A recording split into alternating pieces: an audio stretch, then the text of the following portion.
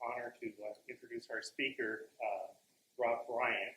Rob graduated from Valparaiso back in the 80s and has spent his entire career at NASA at the Langley Research Lab, where he is now head of the Advanced Materials branch, and has been a very prolific inventor.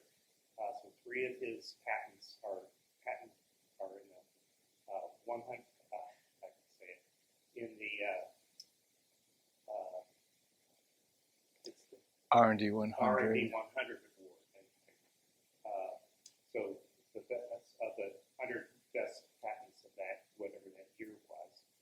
In addition to his scientific work, he's been a really good mentor for DU students who've gone to work during the summer. They come back with a good sense of purpose and speak highly about their experience, and we really appreciate all of your mentoring. So please join me in welcoming Rob Bryant.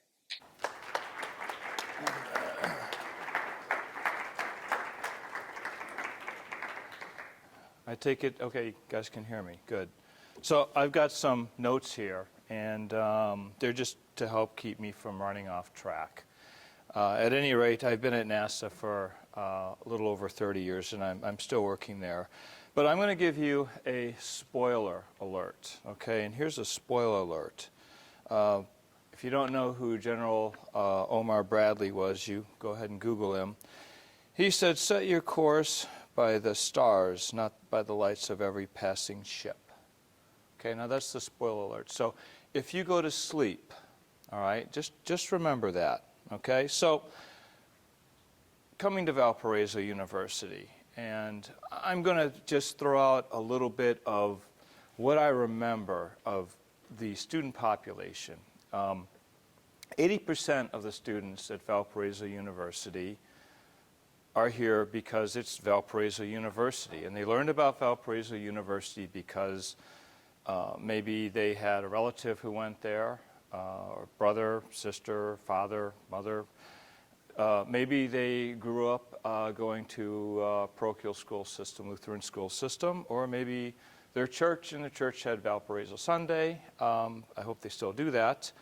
But at any rate, 80% of the students who came to Valparaiso wanted to come here, and they were excited to come here, and there wasn't another place for them to go.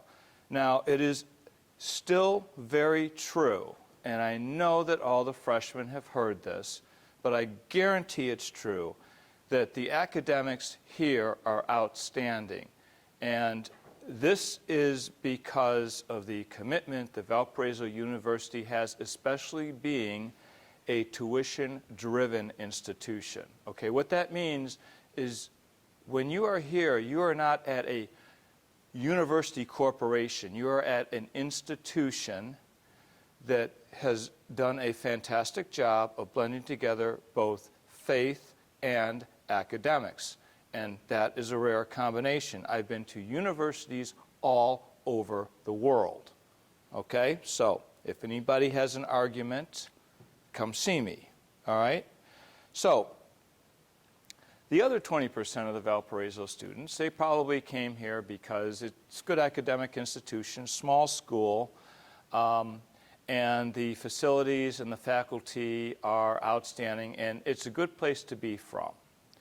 Now, there's a very small percentage of that 20% that is here just because they want to get away from mom and dad, okay? And I know we have all heard the story of the prodigal son, all right? And what's interesting about that story of the prodigal son is you never hear the prodigal son side of anything, okay?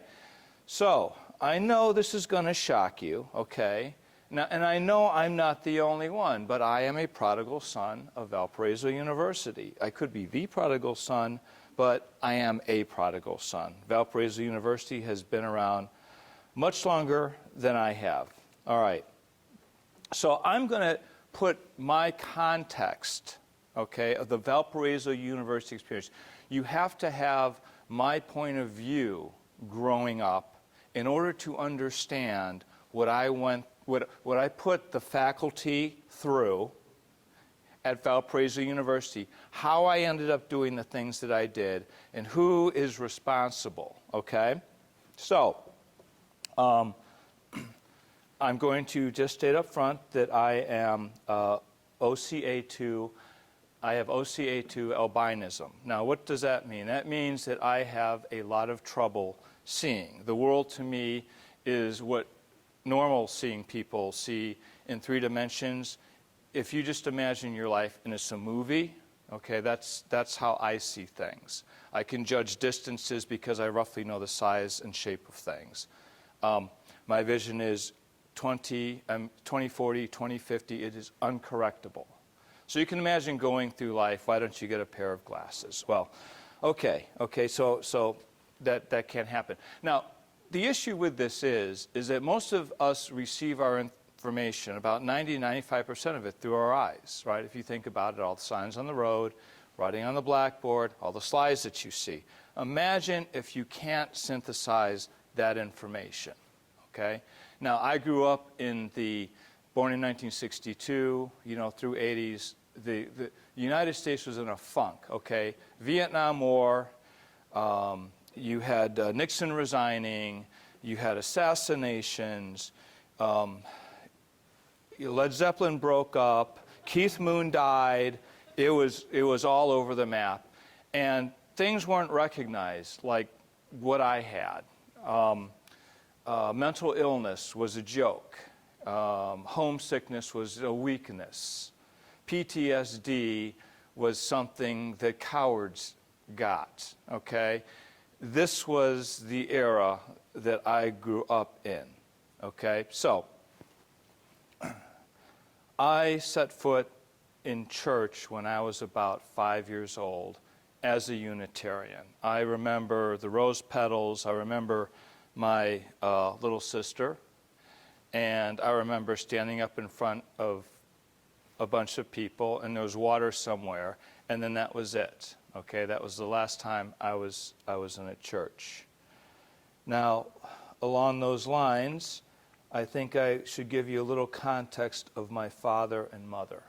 Okay, my father had he graduated from the University of Illinois as a civil engineer. As a black man, he had some teachers that didn't like the fact that he did very well. And he got a C in many courses. Didn't matter. Nobody cared. So when the Berlin crisis broke out, when the Soviet Union was building up the Berlin Wall, he was over there. I was born over here. He came back, got a PhD at Northwestern University, and he is known in the latter part of his career for 2 things. He helped design the most complicated parts of the Gui River Dam in Venezuela. It's over a mile long. It's a hydroelectric dam.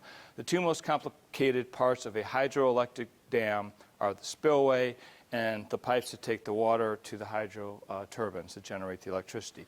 He was a specialist. He designed that. He's done a lot of things. Before he passed away, he was on the group that convinced the Chinese to go with the American Three Gorges design of their dam rather than the Europeans. Okay, so this was my father. My mother was a librarian. She had a master's degree in library science, and she was a reference librarian. So right away, these are my parents. Okay, and so here I am. Okay, I get baptized, and let's see. And I muddled through school. I hated school, right? I was the kid that was always teased. I hated school. And so I get to high school. Now, what high school did I go to? This is Life magazine. This is 1950s. And this is Life magazine in 1980s. And I graduated from New Trier, okay? You can see in this magazine here, it's this picture here, okay? All right? This is the #1 high school in the nation, okay? You had all kinds of opportunities at this high school, okay? In my class, there was a black kid, me, a Chinese kid, Mark Chung, went to work for IBM, Japanese kid, Rush Shikami, gymnast, excellent athlete. I don't know where he ended up. all the other kids were all kinds of Anglo-Saxon white kids. We had the greatest variety of these types of kids. But what I want to point out in these two magazines, okay, is that they are having, the American education system is in trouble. Okay, I have the tab here. I don't want to ruin this. Okay, what the U.S. thinks about its schools back then. Okay, the reason why I mentioned the fact that I was one of only those groups of kids is because that combined with the fact that I had a very difficult time seeing, and the fact that I hated school and everything about it, okay, makes for a troubled individual. All right? So I took advantage of absolutely no opportunities. I did sports. I didn't play a musical instrument because I couldn't see the notes very well. So yeah, as soon as I could get rid of playing a musical instrument, I got rid of playing a musical instrument. I was an Eagle Scout, but remember, the country was in a funk, and that was a sign of authority and all this other stuff. So that was something else that you got picked on for being an Eagle Scout. But I'd been picked on most of my life, so it didn't bother me, didn't care. Okay, so my father says, look, I know you kind of want to get away from home, and I know you've applied to these big universities, and I don't think that's good. There's a small university, it's just far enough away, but it has a very good academic life, and it is a private university, and it's it's affiliated with the Lutheran Church, but it's pretty good, and I think you ought to go there. And I said, fine, get out of the house. That's all I heard. Didn't hear that. Just heard, got out of the house, okay? And so I decided, okay, I'll go to Valparaiso University. And at the time, see, you only learn things if you read about them or if somebody tells you. All right, you are not innately born with any knowledge unless it comes through that way, okay? I didn't know going through high school that you needed good grades to get into college.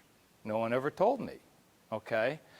And so, I mean, I graduated at the 50% line. The guy who sat in back of me, who's now an investment banker, he graduated at the top of the bottom, 50%.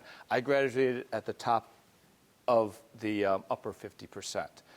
So, I get here, and it turns out that money thing, I wasn't really too far off, if you consider that, what has been happening at these other institutions that we will not name. But so I come here sometime, I guess, during the spring semester of my high school, and I meet a fella called Rodney Bowman, I think, was in charge of the engineering, and he said, well, based on where you went to school and your grades, you're probably going to get a D. And I'm sitting there, and my father's sitting there, and I didn't care, okay, because that was fine. It wasn't enough. That was fine. Okay, so I decided, yeah, okay, I'll go to Valparaiso University after getting a fight with a guy from Syracuse University. I came here, and with all the baggage, right, of clothes and stuff, I moved into the third floor of Wehrenberg Hall, and the little invisible bag of my life, right, okay, that came up too. And this is how my Valparaiso University experience started. Remember, I wasn't the 80% of the kids. I was at maybe 1 or 2% that's out there. And so when I came here with all that garbage, right, my Valparaiso University experience started lower than, I'm going to say, maybe 95% of the people. But I didn't care, all right? I was at a university, and my experience, I think, started like many people, right? You say goodbye to your parents, you go back up to your dorm room, and you suddenly realize you're here. That's when I think it really starts, because that's when it hits home. So that evening, they had something at the chapel, okay? It was, the freshmen all came in, and Dan Brockub, I think, was the head pastor then, and he said something about a word I'd never heard of, anxiety. And then he said, we've had 5 students already leave, okay? Remember, homesickness is an actual real thing. Some were homesick. I wasn't homesick, but, it's just the first time I heard it, okay? So it's the second time in my life I'd been in a church, okay? So I go back to the dorm room, okay, go through your first introductory classes, you take all those tests and things like that. And it's Sunday, and I'm at a university with a big church, and I said, all right, I guess maybe I'll go to church. So I go to church, and back then they had the long pews with the kneelers, right? Some of you remember that. And, I'm looking around, and I get the program, and you see, the numbers of the hymns, by the side there, and I thought those were page numbers. So I'm looking, page 500 and something, and then they're not, okay. So I'm humming along, and I finally figure out that, those are hymn numbers, because they got the big hymn numbers at the top of the book. Remember, it's my 3rd time in church, okay? And then communion comes, and what do you do when you're in Rome? You do what the Romans do. So, I go up there, and I'm around the thing, and I'm looking around, and I take communion, and I go back, and I sit down, and then the collection plate comes around, and it was a good thing I had $5. I just put it in the plate, and church ended, and I left out, and everybody was really friendly. Okay, all right. So I go back and I proceed with the first semester of my academic life, right? We get our first paper back, it's a D. Okay, some of you know what I'm talking about. Get my first test back, it's an F. Okay, D, F, D, F, D, F, D, F, there I go. C+, all right. Okay, so my first semester is probably about a 2.0, all right? And so the next semester, I had my second semester of calculus and some of these other courses, and I proceeded to get below a 2.0. I don't remember what it was. And, I got some warning like, hey, you're on academic probation, okay? So, I, went home for the summer, did the summer job stuff, came back, and proceeded to do even worse, okay? I had Bill Marion, and he was known for being a very tough grader. And so I remember coming home, and by this time we all knew, like, roughly when our the report card, would come home from Valparaiso University. It's usually a week or so after. And I remember, the postman coming the past 2 times, my parents being kind of upset. And this time the postman came, and I was at the house. But this time was special because I was given a letter to sign, and it had the Valparaiso University seal on it. And I signed it, and I remember it was about 2 o'clock, and my father usually gets home at 5:30, and I was like, okay, I have roughly 3.5 hours left on Earth. And, I went up and, I did the things that I do, read a little, listened to some music or something like that. And I hear my father's footsteps, the front door open, and I hear, those letters, when the letter, it was the only letter that wasn't torn open. And so I hear him tearing it open, and I'm like, all right, wait for it. So he calls me downstairs, and I get the "You're better than this" speech, and when people are really, really mad, they don't yell. You ever notice that? When it's serious stuff, they don't yell. And sometimes they can't put sentences together correctly. And so, so I got that. And so I came back to Valparaiso, and I was an undecided major, and I forgot who the person of undecided majors was here. And maybe they assigned, just one of the deans to the school. So I go in there and I see him.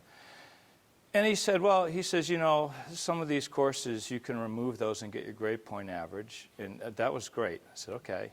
So a lot of the lower letter alphabet grades were converted into IP, incomplete.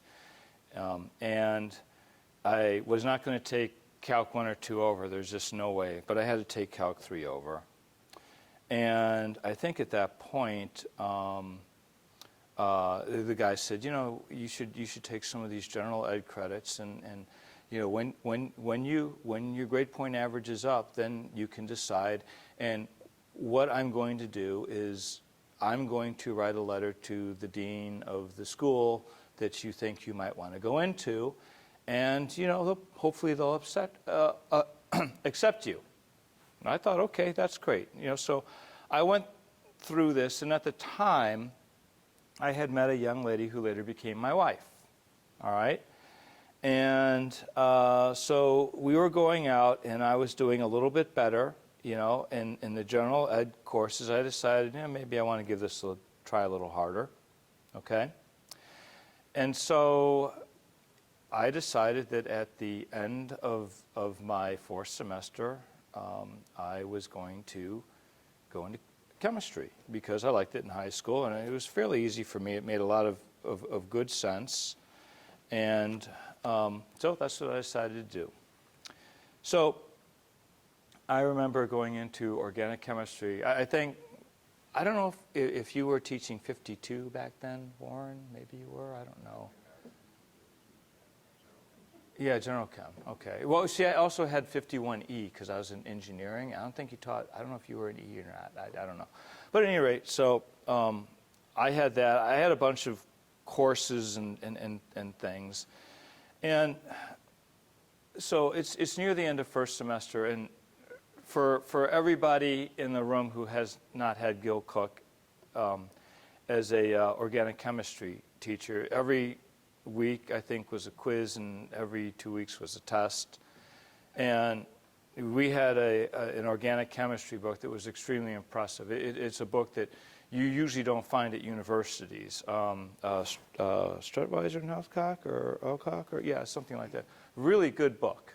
All these other books that my other universities had, that I looked at them, But at any rate, so it's near the end of that semester, and I was doing good. I really enjoyed it, and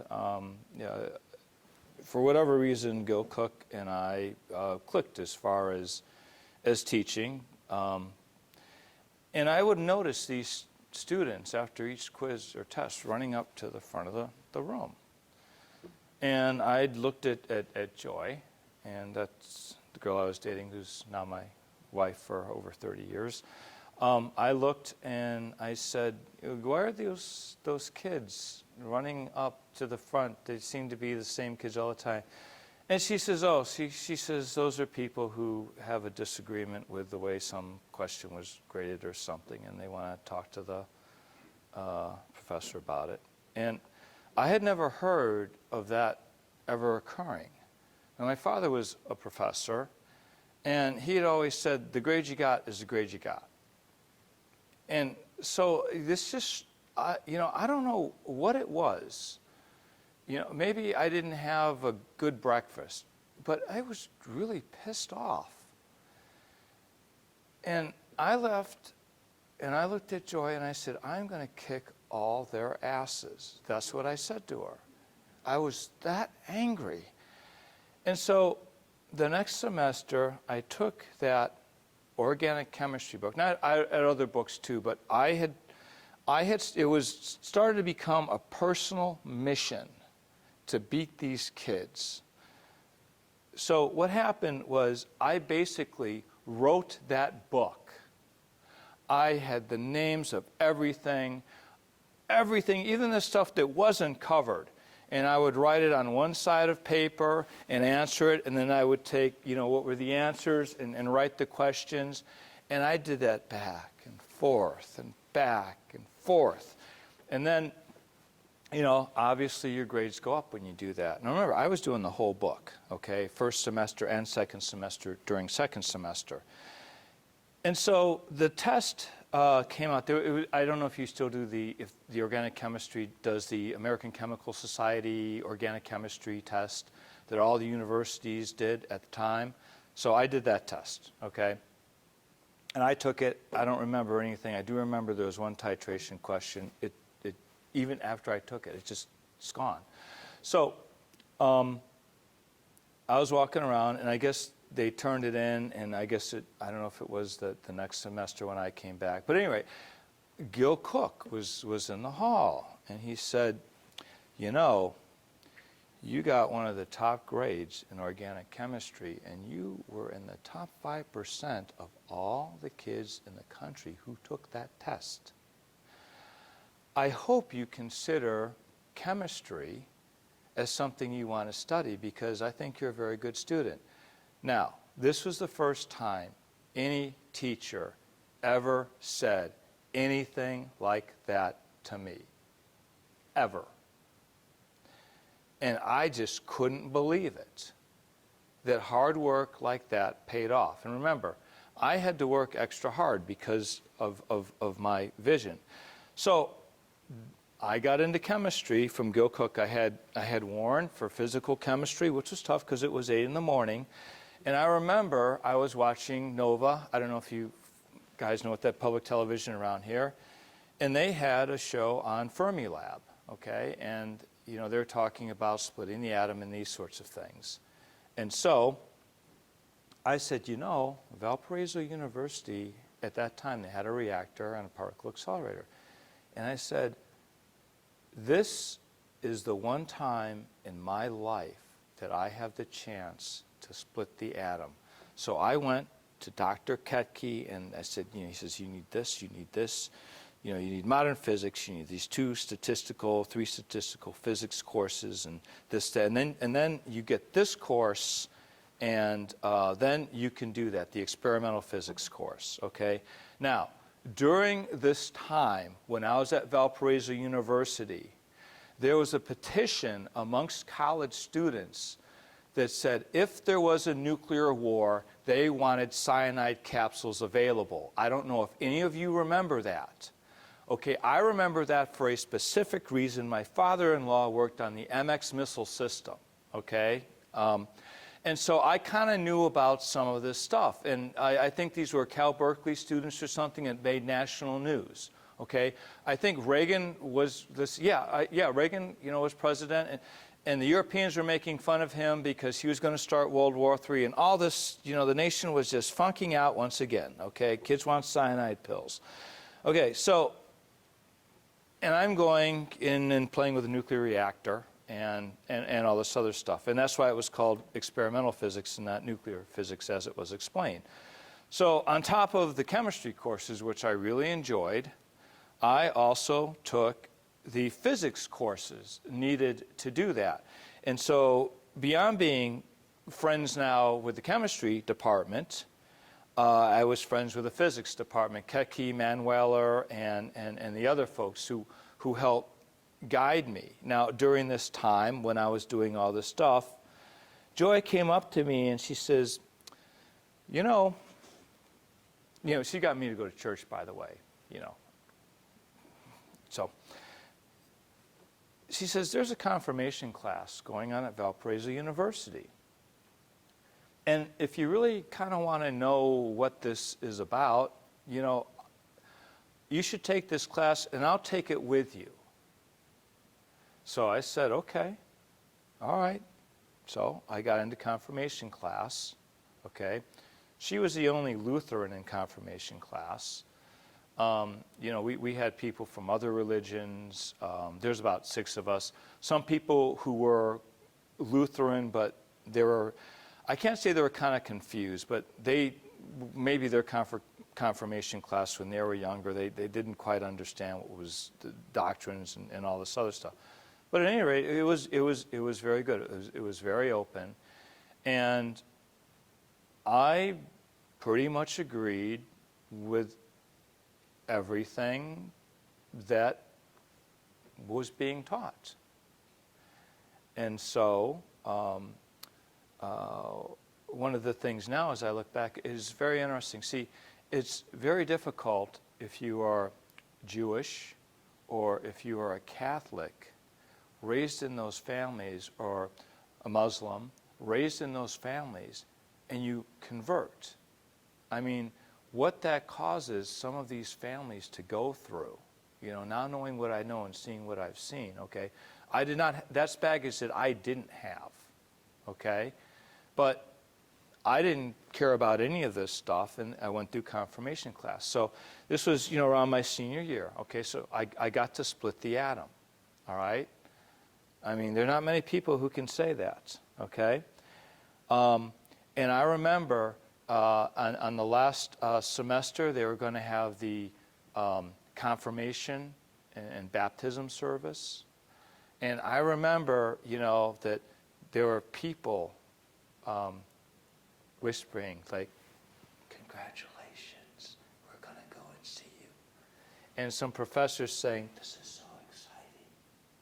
I'm going to make a special occasion to go to see you. Okay, so 5 of us were baptized and confirmed in the chapel right over here. I'm one of them. But it doesn't end there, because when that semester ended, I married my wife, Joy, in the chapel over there. Now, let's move on to graduate school and things like that. So I went to the Polymers Institute at the University of Akron, all right? I was able to get in there thanks to a fellow by the name of Theodore Schwann, who taught polymer chemistry. And he really made it enjoyable. And I've got a lot of very funny, interesting stories about him too. So I go out there to Akron, Ohio, and you know, nobody knows Valparaiso University out there, but I was a pretty good student. I got a master's and a PhD. I got a master's and did all my coursework for my PhD, you know, because see, I split the atom, right? I was one of the top 5% in the United States on that organic chemistry test, all right? So academics coming out of there were no problem. I did not, you know, I passed all the introductory courses and things. But I got a master's degree and did all my coursework for my PhD just in the case, see, I didn't know because nobody told me, just in case I had children, all right? I was married. That's certainly a possibility. And I wanted to get out with something, okay? I didn't know that if you're a good student, the professor would, okay, you can get a master's if you're starving to death. Here, go, okay? So I went there for free. I was at the University of Akron for free. And I went on to get a PhD, and while I was working on my doctorate, my advisor came to me and says, you know, they've got this NASA fellowship. It's called the GSRP, and I think you can qualify. And if you get it, you know, they'll pay you at the time $12,000 a year. And it was tax-free at the time because it was a fellowship. And out of that, you get $9,000 a year. He got $3,000 a year. And my books and tuition were taken care of. So I said, okay.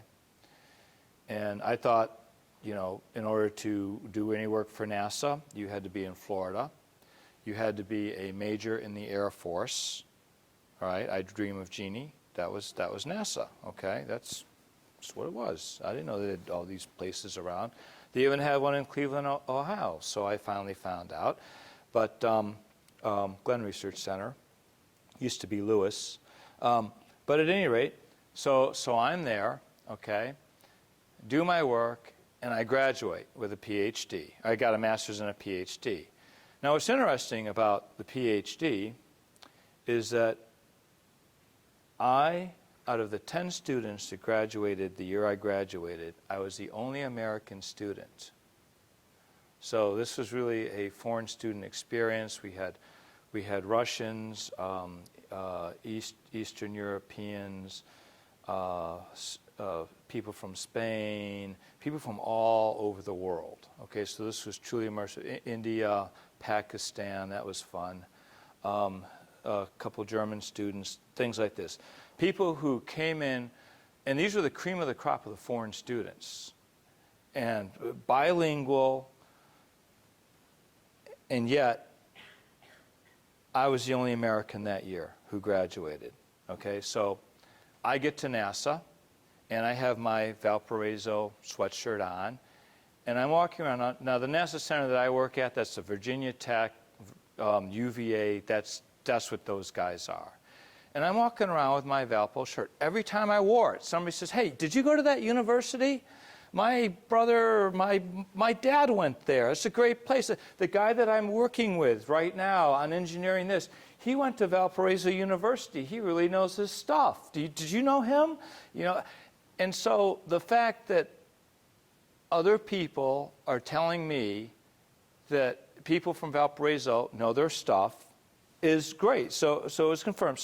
So I'm sitting here, you know, a young guy at NASA, a young scientist, and I developed a particular type of polymer. And I was working on a project, and there was this older guy who was very well renowned in his field. And I started doing my thing, and he didn't like it. So I'm in the hall one day, and he comes up to me with a bunch of my colleagues, and he says, nobody cares about what you're doing. I don't know what you're doing fooling around in the laboratory, but you better get some work done around here, okay? This is one of the top scientists. And I'm a young guy. This is my second year. And later on, that turned out to be one of the greatest compliments I ever got, and I'll tell you why later in the talk, is because I don't know what it was, okay? Maybe I didn't have good breakfast, okay? But something in me snapped. And I just walked away, and I said, I don't know how I'm going to do it. I'm going to kick his ass, okay? And so I developed my own projects, and so I want you to imagine this.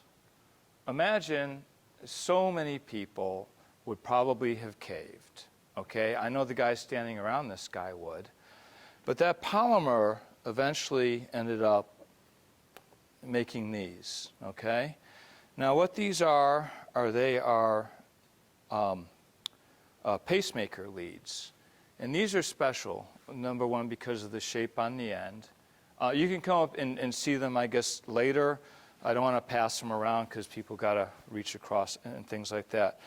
But these are new in that when you look at them, you'll see different spots on the electrodes. Now, these get actually sewn into the heart.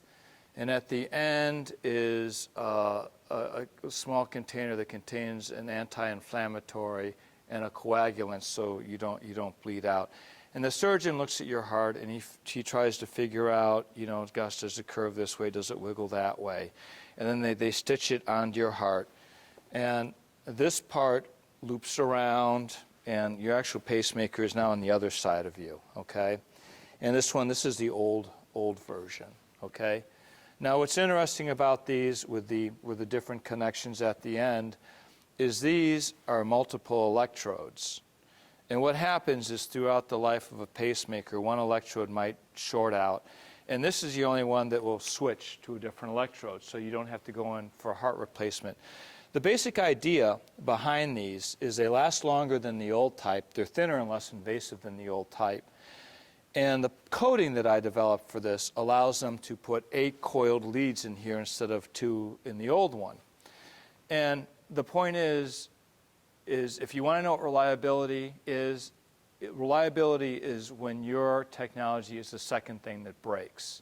So this is designed to outlast the human that it's in. So you will have no more revision surgery.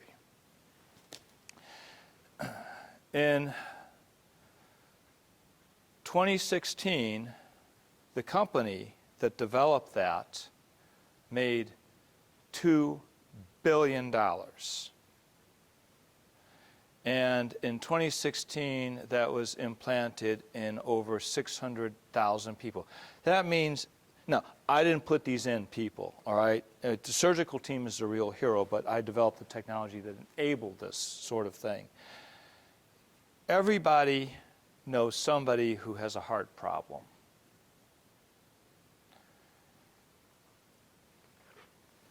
There are people alive because of that. There are people who were bedridden who are no longer bedridden. Okay? Now imagine what would have happened if I did what I was told and went back in the lab. Look at all the people that may or may not have been there, that you may or may not know. Okay? So it was around this time that I kind of figured out what had been going on. Okay? Why was I, we all make choices in life as to how we are and what we are and what we do. And I was the kid that was given a narrative. You don't matter. Just get through it. You're going to end up doing some menial work if you don't end up in jail. Okay? We don't care about you. And I said, I'm the kid that nobody cares about that's going to end up in jail. Right? So you can imagine my Valpo experience here. Now where is it? Okay. So the rise in academics, the professors, the ability to have enough courage to believe in myself and to do the right thing. So let's continue on a little bit more here. I don't see anybody falling asleep. So I also developed a way of packaging electronic materials in terms of piezoelectric devices, which are now in various things all over the world. And what's exciting about this is that there are about 2,000 journal articles from something that my team developed. The technology has gotten out and other people are using it to better their lives. So one of the last stories I'll tell you about my continuous career at NASA, and I'm going to talk a little bit about Valparaiso, is during my time as the chief of the materials division, NASA was known for one particular thing, that whole materials division, and that was a satellite called LDEF. LDEF was put up, then the Challenger had its fatal accident, and it was supposed to come back after 9 months. It came back after 4 years. And this was a satellite that was just basically ballistic. Okay, that means it had no maneuvering capability. It orbited the Earth with all sorts of plates of different materials, from Teflon to aluminum to all kinds of different things. And it was to test the space durability of different materials in the space environment. And that was something that Langley put up. Okay, so we got it back, and this was in the 70s.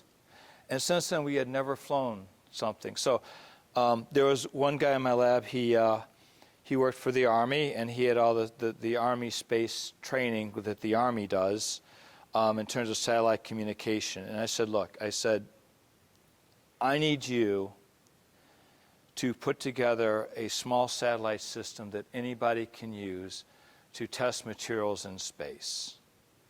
So he put it together at the consternation of management, because he had a particular type of technology that would enable people to use non-rad hard processors and memory on a satellite system, because now the satellite system is shrinking.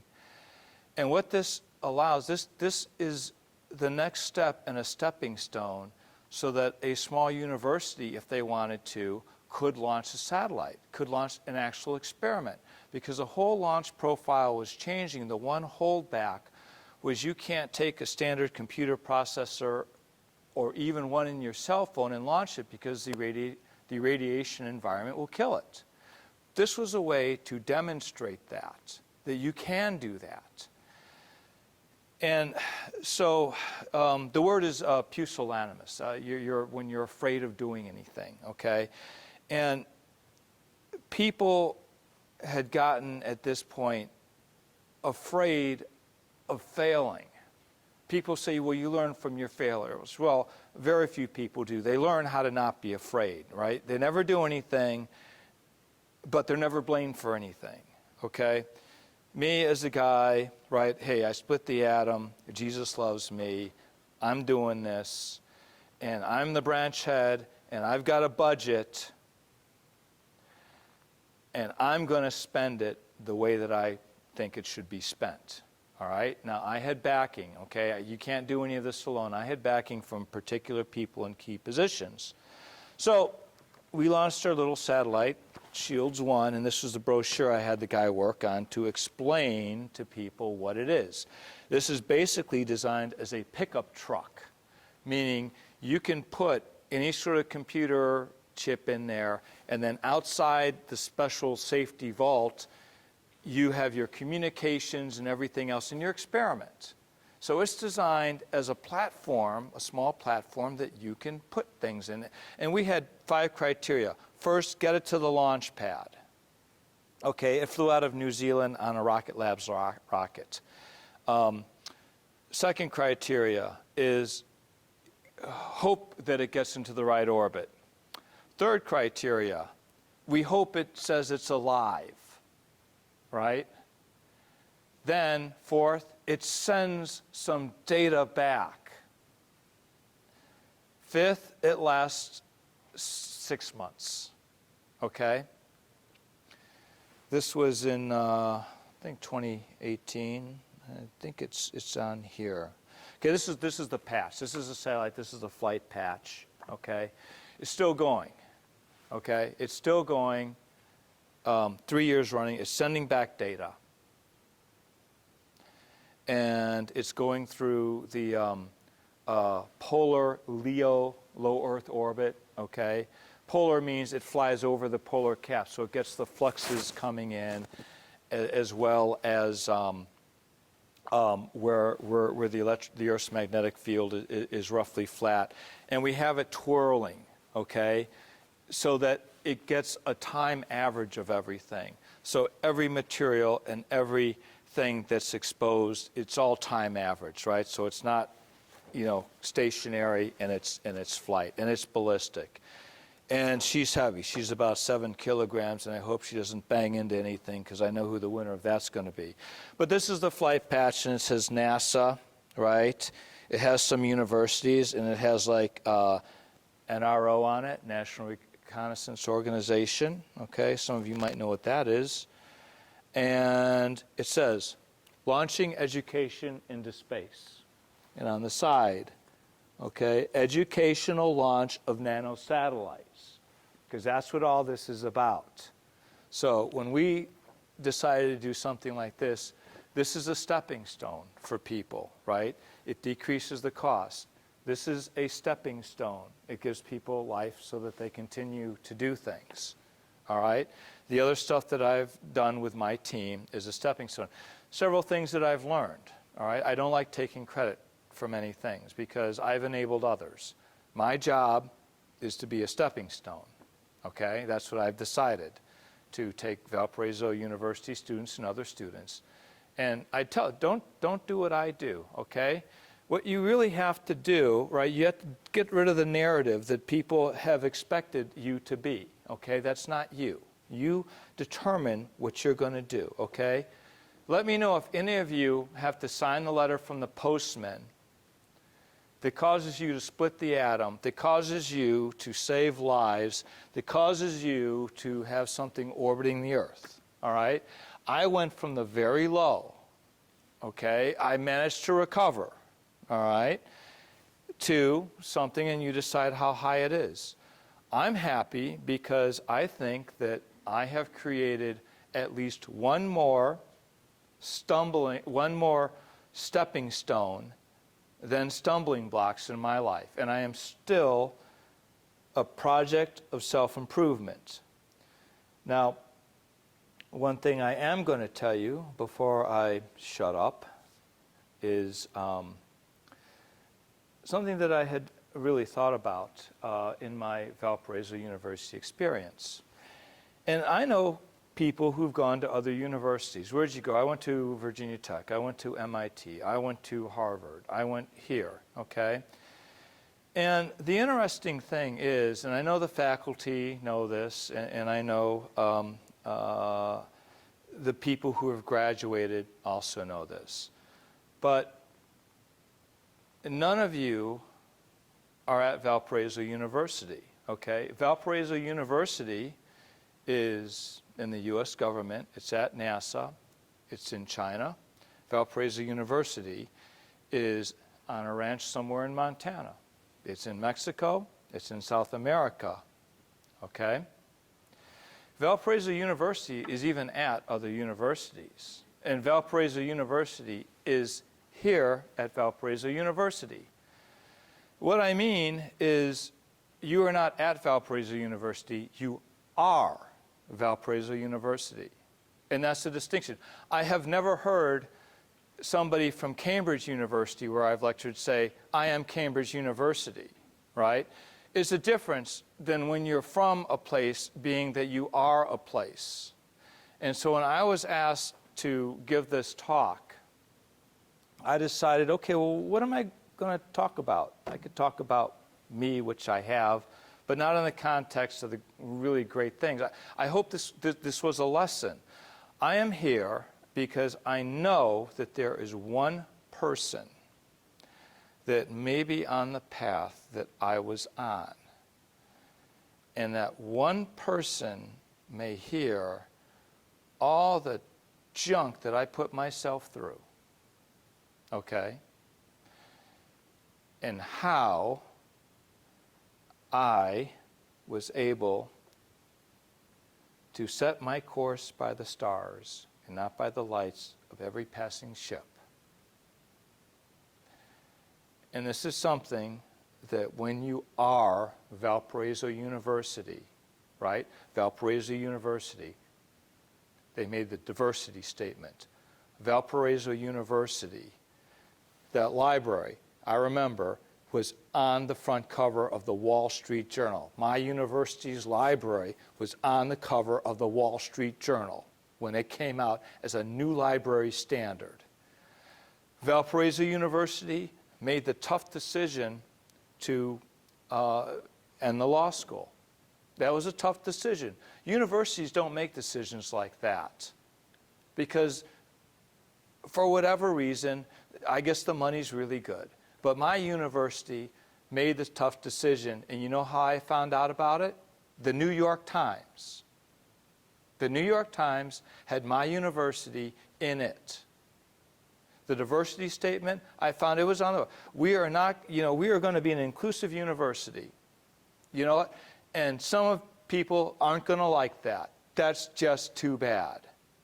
And they made the decision to get rid of the Crusader. I know that was a tough choice.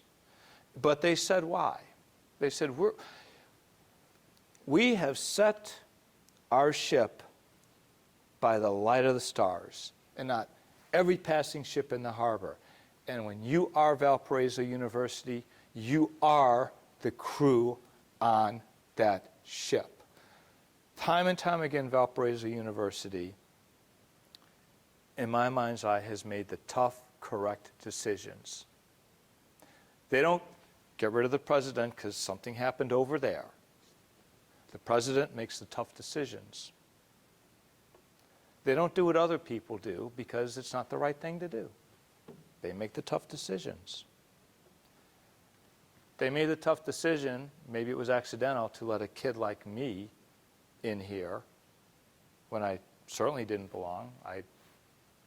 But look what happened. They took a chance on me. It's a tough decision. My butt was in the chair because somebody else's butt wasn't. They made that decision. And so, this is my Valparaiso, this is my continuing Valparaiso experience. It never leaves you because I am Valparaiso University. So are you. Always remember that. Thanks for not falling asleep.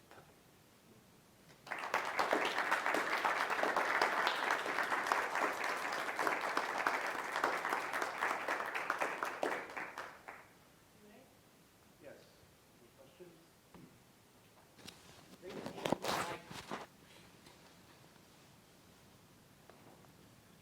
Step up and ask the right question. Ask the tough one.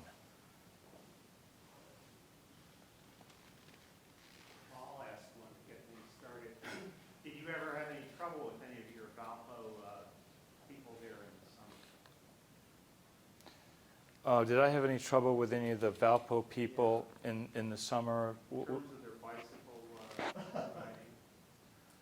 Oh, no, I wasn't around here in the summer. I was. No, the summer students who work in the lab. Oh yes, oh yes. So my first Valparaiso University student was a fellow by the name of Bradley Hooker, and Bradley liked to ride his bike around. Now, every NASA center is situated with a DoD facility, and what I mean is either a Navy base or an Air Force base.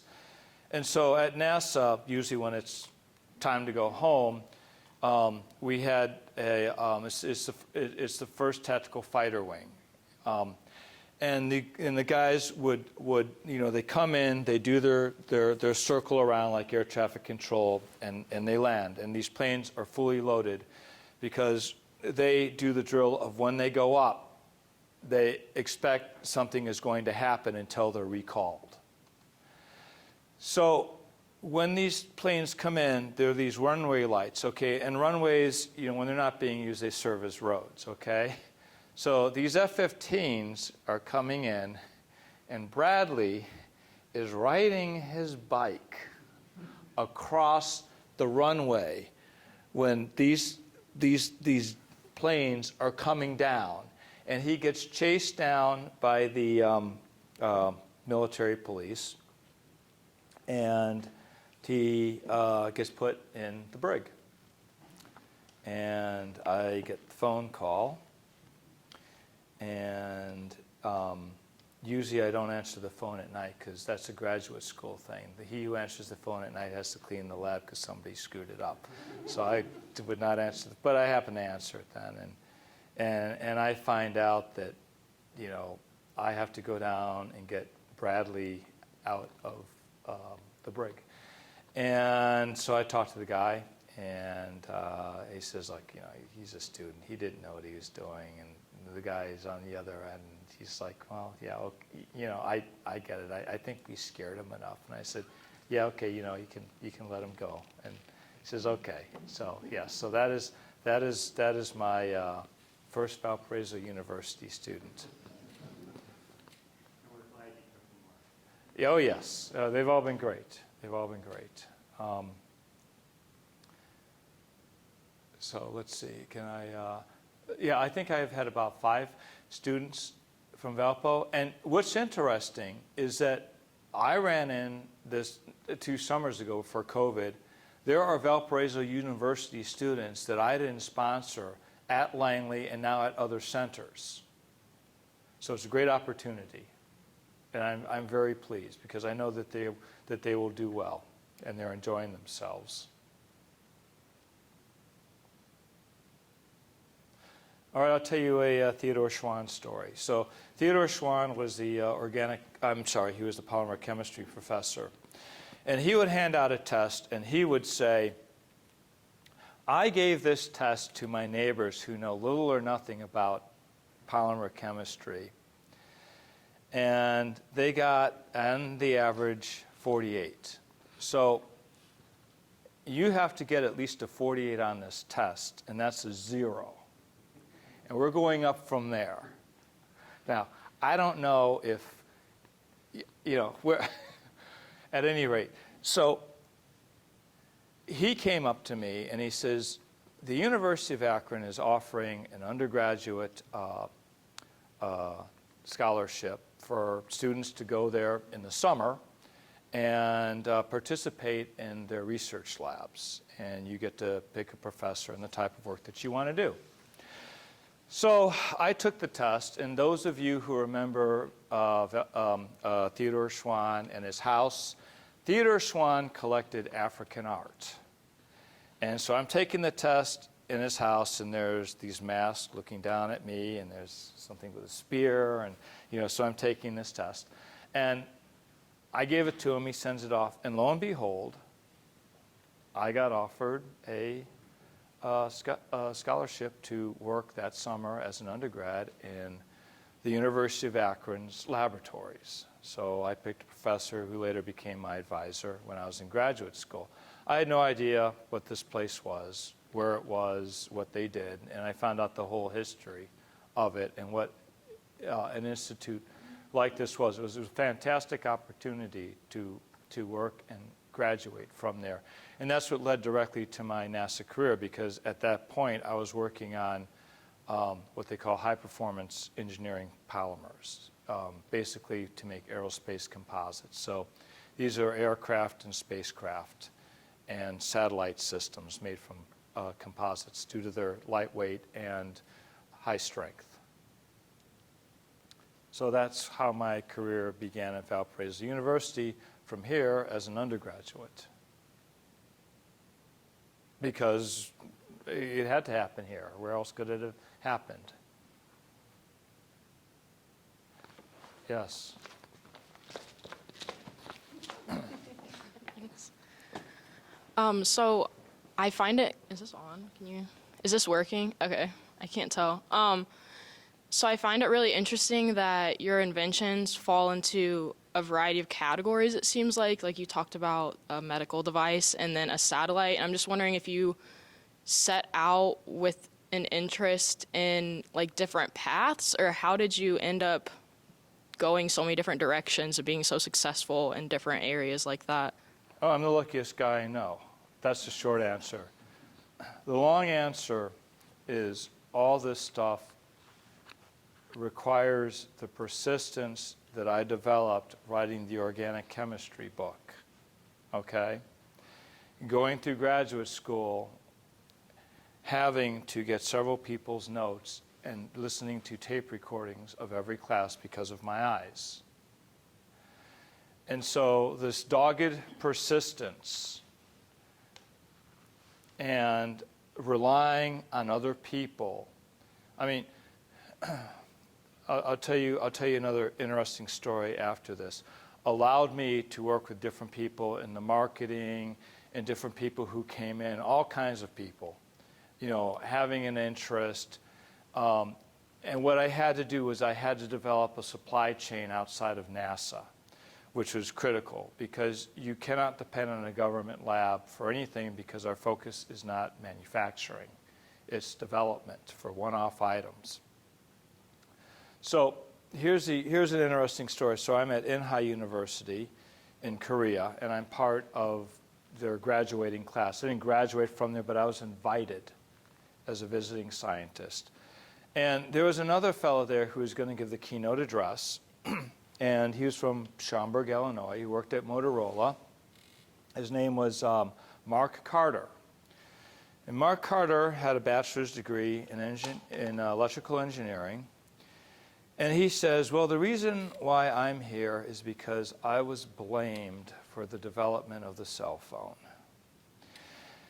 And I said, tell me, what was the hardest thing about that? And he says, well, do you mean technically or do you mean politically?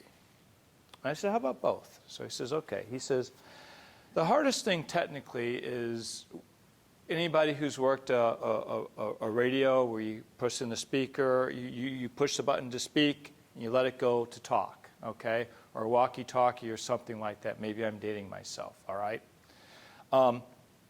He says what happens in that circuit is when you speak, you're broadcasting watts of power because it's got to go out of the antenna, okay?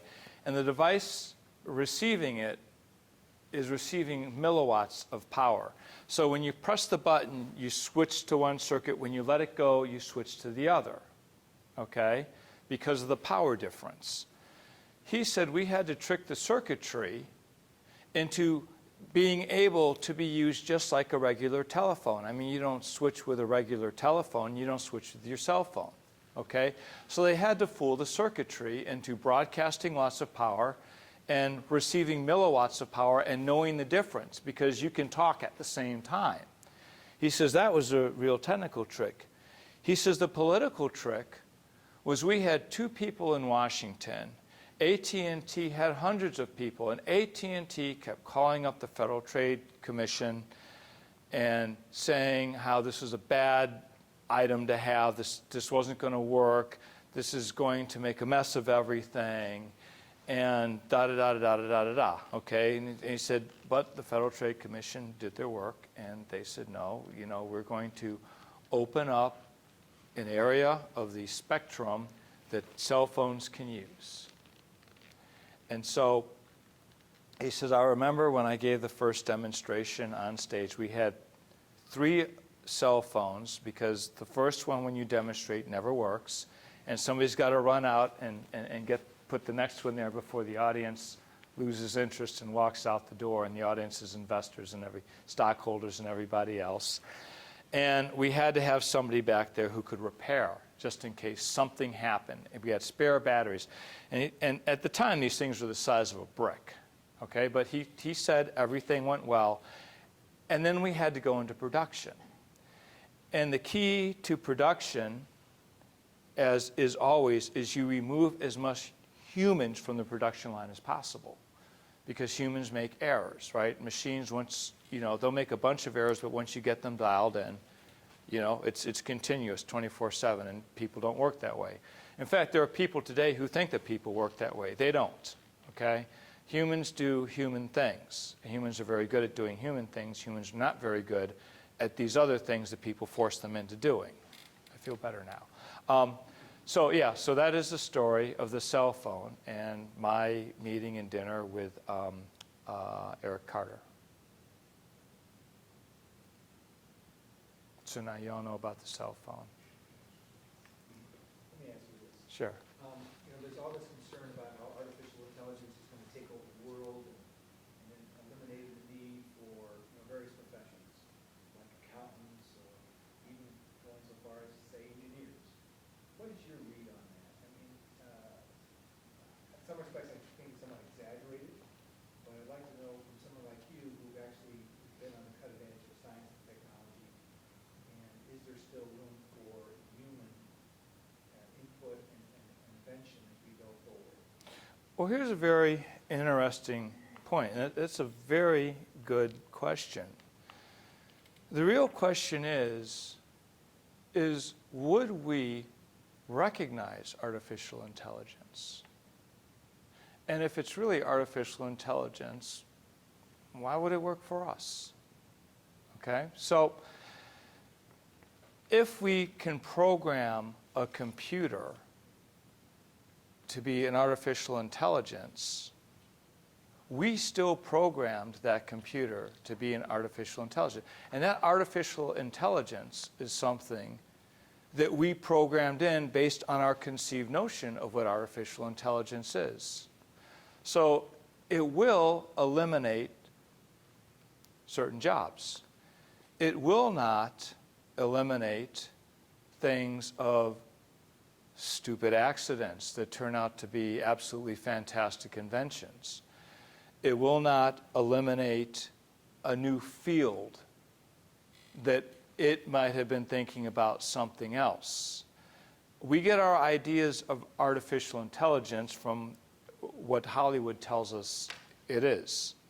We may have it already, but we just don't recognize it as artificial intelligence. But I think in the Hollywood aspect of artificial intelligence, its artificial intelligence, its number one objective is to wipe out all its competition, right? But if it's really artificial and intelligent, why would it do that?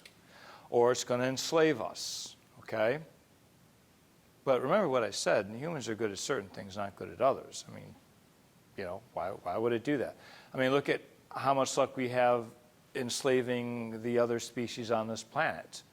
I mean, dogs will run away, right? Farm animals get angry. So we're not very good at that. So why would we think something would be very good at doing that to us? What I think it will do is it will eliminate menial jobs so that people have more time to do things that are meaningful to them. That's my positive take on all of this. I think it will make our lives better so that we can have what we feel is a better time on the short time that we're here. Hopefully it'll eliminate war. because that's a needless activity.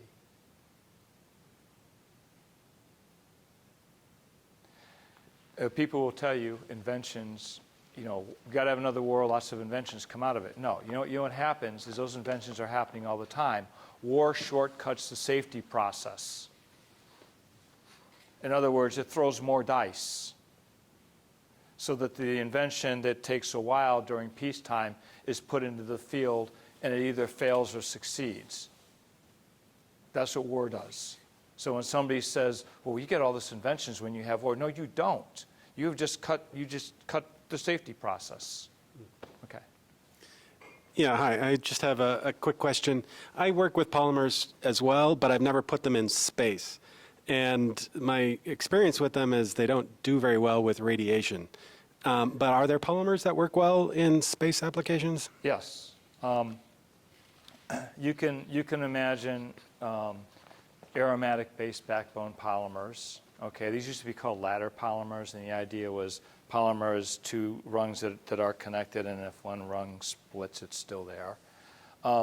The detriment of polymers is not really radiation per se, although it can be a problem. It's atomic oxygen. And where you experience atomic oxygen is low Earth orbit. And you know, the question is why would you want to put these things into space? Okay, give you a great example. So you have some metal, a metal object in space, okay? And how you get rid of heat is through radiation in space. Metals heat up when the sun hits them, and the backside of the metal or something that it's shading stays cold. So thermal coefficient of expansion causes the whole structure to twist.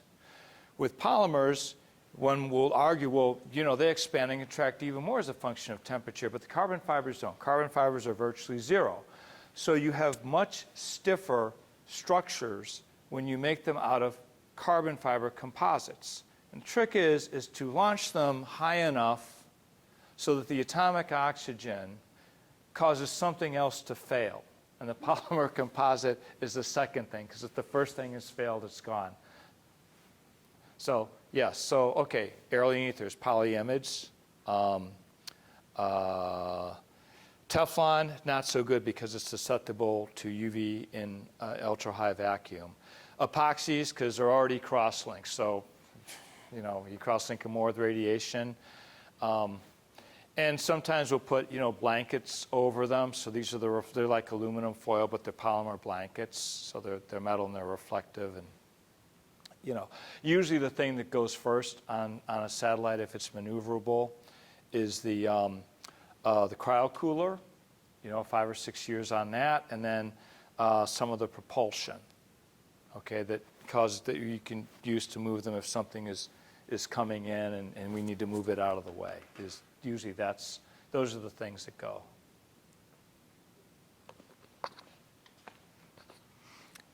Will there ever be a space elevator, and if so, what will it be made out of? I think the space elevator concept is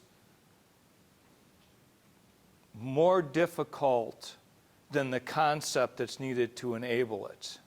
So in order to enable a space elevator, we basically need to have a shipyard in orbit, because it's very hard to build something going up, but it's easier to build something going down. So first we must have the shipyard in orbit, which is what my latest project is. General Atomics, myself, and a guy from Spirit, which was a spinoff, Boeing spinoff, went to, of all places, Northern Macedonia, where there's a company. We demonstrated the ability to make composites, complex composites, just using 2 robots. And so we were able to demonstrate the building of composite parts. So if you don't need an autoclave, you don't need a mold. All you need is 2 robots, right? Space Station has 2 robots, okay? All we need to do is launch up spools of composite material, uplink the software program, and they can go and they can start building, okay? So this is an actual, the physical steps are actually in place to start doing this. So we're going to start doing some of the testing on Earth because, who doesn't want to not pay millions of dollars for an autoclave and an Invar mold to make your parts when you could potentially do it like this. And so once we have things like that, we can explore things like the potential of a space elevator. And other sorts of things, right? Rockets do not scale because of the gravity well of the Earth. What do I mean by rockets don't scale? What I mean is if you make a rocket twice as big, it doesn't fly twice as fast and it doesn't carry twice as much. So there comes a point when a rocket can only be so big and that's it. Story that I tell. When we had the space shuttle and it's taking off and you're walking towards it, okay? As you're walking towards it, when you hit 800 yards, you die from the sound. If you make it 400 yards, you die from the heat, okay? When you see the water, if you ever see pictures of the space shuttle coming off and you see all those plumes of steam, that's water coming into the launch pad underneath the engines, not to cool the launch pad, but to dissipate the sound. So if you can imagine the amount of structural vibration of a large rocket, when you have delicate instruments in the payload shroud, the whole problem of a lot of these launch things into space is you have to have a lot of parasitic reinforcement, which is weight, just to keep the objects from flying apart. You hear about man-rated rockets and the other sort of rockets. Okay, a man-rated rocket has to cut down on the acceleration and the vibration, otherwise you'll kill all the astronauts. So that's why you hear these terms man-rating. Okay, a man-rated rocket costs a lot more than a regular rocket. That's why astronauts don't fly on Atlases and Deltas, okay, because they're not man-rated. You have to spend a lot of extra money and do a lot of extra things to make sure that the humans actually survive. And that's why human space flight is really hard, because you have that extra constraint.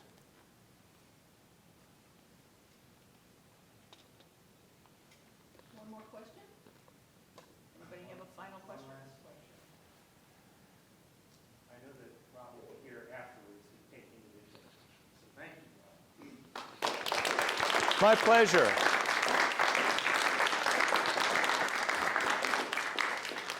Remember, you heard a lecture from somebody who was kicked out of the School of Engineering and managed to do great things because of this university, right? Yeah, I put forth the effort, but I wouldn't if people didn't care, right? This university, the combination of academics and faith, it's a very unique combination, did that for me. So this is the story of the prodigal son, or a prodigal son. Thanks.